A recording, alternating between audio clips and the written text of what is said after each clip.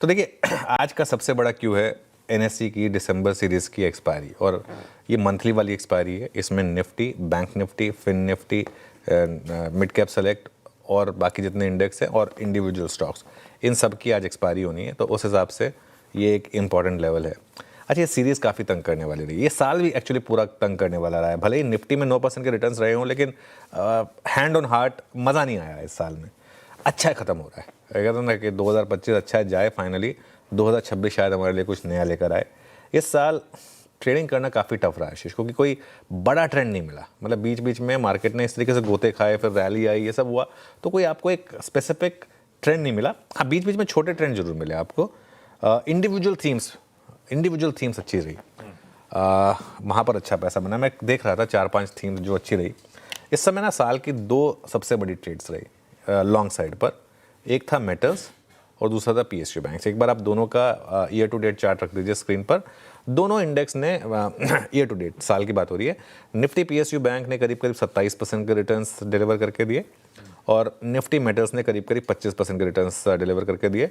और इन दोनों में जो अच्छी चीज़ रही वो ये रही कि सेकेंड हाफ जो था वो काफ़ी शानदार रहा। अगर आप लो से देखेंगे तो बहुत ही शानदार रिटर्न्स दोनों ने दिए और ट्रेंडिंग मूव्स रहे। बीच बीच में हल्की सी गिरावट जरूर आई थी, लेकिन ट्रेंडिंग मूव्स रहे। उसका सबसे, अगर मैं 1-2 स्टॉक स्पेसिफिक एग्जांपल देता हूँ, जैसे कैनरा बैंक है फॉर एग्जांपल। कैनरा बैंक का अगर आप 1 साल का चार्ट देखेंगे तो वो आपको दिखाएगा किस तरीके के मूव्स रहे।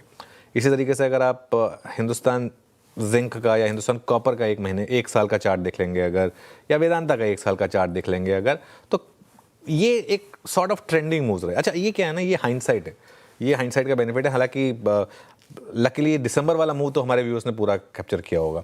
तो ऐसे अगर आपको मूव्स मिल गए और अगर आपने उनमें पार्टिसिपेट किया तो ये मार्केट काफ़ी अच्छा रहा। एक्चुअली अगर आप मुझसे पूछेंगे, एक एवरेज इन्वेस्टर के लिए, एवरेज ट्रेडर के लिए भले ये टफ साल रहा हो, लेकिन एक स्किल ट्रेडर या स्किल इन्वेस्टर के लिए ये बहुत अच्छा साल था, क्योंकि कई ऐसी थीम्स मिली जिन्होंने मार्केट को ज़बरदस्त तरीके से आउट परफॉर्म किया। अच्छा, कई लोग हैं जो उस मार्केट को शॉर्ट साइड से प्ले करते हैं, उनको 2 शॉर्ट साइड की भी बड़ी ट्रेड मिली। पहली थी रियल एस्टेट। आप एक बार रियल एस्टेट का 12 महीने का चार्ट देखिए, और निफ्टी रियल एस्टेट पूरे साल इसने अंडर परफॉर्म किया। और दूसरा था ईएमएस थीम। ईएमएस थीम में आप जैसे चाहें तो डिक्सन का 1 साल का चार्ट देख लें, या केन्स का 1 साल का। केन्स देखिए 1 साल में आधा हो गया बेसिकली। और ये एफएनओ स्टॉक्स हैं सारे के सारे, 34%, 47%, इस तरीके की डिक्लाइंस रही हैं बेसिकली। तो मार्केट ने आपको थीम्स में पैसा बना कर दिया। लेकिन जैसे मैं कह रहा हूँ, ये हाइंडसाइट है। ये हमारे लिए अब कहना बहुत आसान है, क्योंकि हम एज ए कमेंटेटर कह सकते हैं कि देखिए पीछे अब कोई मुझसे पूछा अच्छा अगले साल की थीम बता दो, तो मैं नहीं बता पाऊंगा, और ना ही मैं बताने की कोशिश भी करूंगा, क्योंकि वो मेरी आई थिंक स्किल सेट से बाहर है। तो इसके लिए अच्छा, आज एक और बड़ा क्यू है मार्केट के लिए। गोल्ड और सिल्वर में भारी गिरावट आई है। भारी गिरावट मतलब चांदी जो है वो 82 का हाई लगाकर 72 तक आ गई। अब थोड़ी सी रिकवरी आ रही है, अब हम वापस 73 तक आ गई। गोल्ड में हम गिरे 45-84 तक गए थे, वहाँ से हम गिरे 43-70 तक। इनफैक्ट अब तो 43-50 पर हैं हम। तो यहाँ पर भी एक बड़ी गिरावट आई। एक क्रूड है जहाँ पर हल्की सी तेज़ी आई, लेकिन अभी भी हमारे कंफर्ट जोन के काफ़ी नीचे है, $62 के नीचे है अभी भी।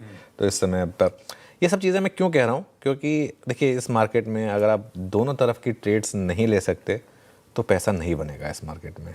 शॉर्ट करना भी आना चाहिए आपको, लॉन्ग करना भी आना चाहिए, और तरीके से, ये नहीं कि बस एक ही तरफ की आपको ट्रेड लेनी है। और एक चीज़ बताऊँ ना, इस साल ख़राब आईपीओस भी बहुत आए, बहुत सारे ख़राब क्वालिटी आईपीओस आए जिन्होंने मार्केट का टेक्सचर बिगाड़ा। कि उससे हुआ क्या, रद्दी आईपीओस आए, उससे मतलब आपने इतना पैसा सेकेंडरी मार्केट से सकआउट किया, और ना तो इन्होंने खुद रिटर्न जनरेट करके दिए, और उल्टा सेकेंडरी मार्केट पे और प्रेशर डाला। 3-4 आईपीओ को छोड़ दो आप बस। एक जैसे वो एलजी का आईपीओ था, एक आई थिंक बेलराइस का आईपीओ था, एक आध और मैं मुझे जो एकदम अभी उस तरीके से याद है, जैसे ग्रो का आईपीओ था फॉर एग्जांपल। 3-4 आईपीओ को छोड़ दें तो बाकी सारे घटिया थे, मतलब आईपीओ इस साल। तो वो एक और मार्केट के लिए थोड़ा सा दिक्कत वाला कारण रहा कि इस वजह से मार्केट का टेक्सचर बिगड़ा। लेकिन खैर, लेट्स होप 2026 हमारे लिए कुछ नया लेकर आए, कुछ अच्छा लेकर आए। कोई है स्विंग